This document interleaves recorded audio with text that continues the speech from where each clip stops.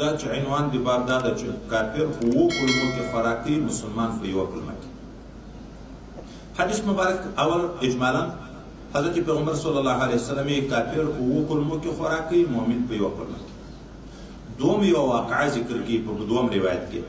یو کافر راغی د حضرت پیغمبر علیه السلام سره میلمه شو، د خوراک بل شی نه و، نو ویل یوه میږ ورته راوړ وشي چې شودې وچکي. یوې میږې شودې وچکلې، موړ نه شو، د بلې په 7 میږو شودې وچکلې. دا کافر چې د پیغمبر علیه السلام سره شپه وکړه، د ده اخلاق مبارکه او معجزې او ښه باندې ولید، د سهار د اسلام راوړه. بیا یوه میږه یا وزه یې ورته راول وشل، هغه شودې وچکلې. چې دومه یې ورته راول وشله، دا دومه یې ذاتې نه شوی چکلی، لږ یې تر وچکلې نورې نه شوه. هغه سړی و، پرون د 7 میږو شودې وچکلې، نن د 1.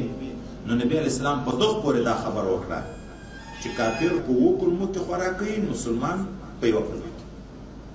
دلته به اوس 2 خبرې وکړو. اول خبره ده چې کلمې کله دي 7. دا عکسونه خو به مو لیدلي د معدې او د کلمو، دا داسې کږې وږې چې پرتې 6 دي مثال 7 دي نه. دلته څرنګه حضور پاک صلی الله علیه وسلم چې کافر په 7 کلمو کې خوراک کوي. اول اعتراض په دغه عنوان. دوم اعتراض، د انسان چې خوراک وکړي هغه د دغه ځای په اصطلاح ډایرکټ کلمو ته ځي که معدې ته ځي. خو معده یې هضمه کوي، د خصلات بیا کوز روان دي. بېګا دې وخوړه سهار ته به کوزې کلمو ته ځي. په خوراک کې خو داسې نه ده چې اوله نه کوزه نه ګونۍ تخته کوي، دا 1 کلمه ډکه شي، بیا بله ډکه شي، بیا بله ډکه شي، بیا بله ډکه شي.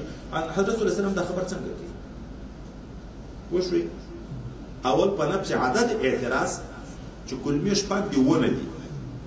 دوم دا چې خو اوله نه خو خوراک لاندې کلمو ته ځي نه، خوراک خو معدې ته ځي.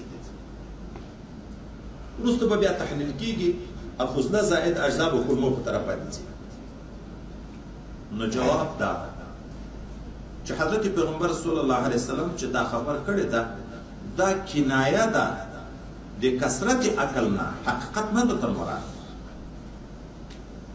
په 7 کلمو کې دا معده هم ورسره حساب کړې، نو معده 7 راځي. خو کنایه ده داسې نه چې د اوله نه ټولې کلمې ډکېږي، کنایه ده د کثرت نه چې کافران خوراک ډېر کوي، مسلمان کم کوي. حقیقي معنا یې نه ده مراد. دا داسې ده لکه حضرت سعدي شیرازي طالب ته خود خوشکه ورغلی د طالب ته وی تهی از حکمت بعلت آن چې پوری استعام تابع دي.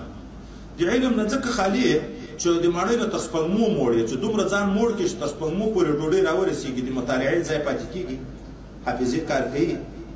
تهی از حکمت بعلت آن، د دې حافظې معلومیږي چې د کمزورۍ یوه وجه ډېر فرق ده. اوس دا حقیقت تر سپږمو پورې چې سړی خوراک وکړي ژوندی پاتې کېږي، خو کنایه ده د کثرت نه. یعنې ډېر خوراک کې چې معده ټوله ډکه کړي، نو مطالعې او تکرار او توبه ته وخت نه درته پیدا کېږي، نو لږ کړه. دا هم د هغه قبیلې نه ده. کافر ډېر خوراک کوي، مسلمان کم. دوم اعتراض بیا واردېږي چې خو موږ کله وینو یو مسلمان دومره خوراک کوي چې 15 کافران یې نشي بسته پسه خوري. ملایان ما اورېدلي دي، پلانکی ملا بسته پسه به یې خوري. دا خبره څنګه ان حضرت صلی الله علیه وسلم کوي چې کافر ډېر خوراک کوي، مسلمان کم کوي؟ نو د دغه جواب بیا دا ده چې دا حکم بنا بر اغلب ده. غالب کفار ډېر خوراک کوي، مسلمانان کم خوراک کوي.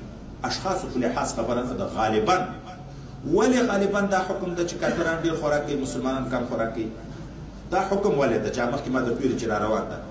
ځکه وایي د کفارو خیال او فکر عقل دا ده چې موږ پیدا د دنیا د معیشت لپاره یو، آخرت نشته، نو په دنیا کې خپل ځان وساته. ایناستي په طریقه کې چې موږ خبره کړې وه چې دوی به میزونه جګ جګ جوړ وو چې داسې ورته کښېني چې ښه ډېر خوراک وکړي. نن سبا بیا چې د ترقي دور راغی په ولاړې کوي، بیخي ورته کښېني نه، په ولاړې باندې خوراک کوي. د انسانیت نه چارپایت ته وایست دوی دنیا ترقي وکړه. نو د دوی خیال دا ده ذلک مبلغه من العلم چې وخوره او وچکه جما وکړه دغه د دنیا د پیدایښت مطلب دغه دی. اما وایي د مسلمان خیال دا وي چې زه خدای پاک د آخرت لپاره پیدا کړی یم. دا زندگی دلته موقته ده، هغه زندگی هلته دائمي ده. که ده دغه موقته زندگی غوره کړم، دغه وخت په خواهشاتو کې تیر کړم، ابدي زندگی به مې خرابېږي. او که په دغه موقته زندگی کې په قدر د کفایت زه کفایت وکړم، نو آخرت ابدي زندگی په مې برابرېږي. نو لحاظه دی د خوراک نه، د چکاک نه، د پوښاک نه په قدر د ما اکتفا کوي. ډېره توجه دنیایي خواهشاتو ته نه وي. د تصوف په اصطلاح وایي د ولایت مقام ته هلته سړی رسېږي چې هر مشتها حاصل کړي.